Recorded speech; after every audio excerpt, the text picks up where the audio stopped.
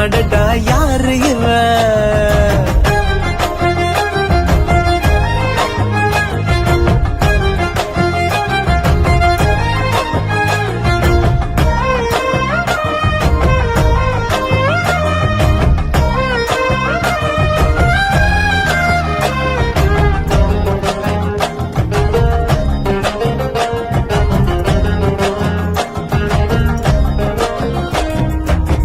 நிலவொன்று தரையில் வந்து நடக்குது எதிரில் நின்று எனக்குன்னு பிறந்தவதா என்று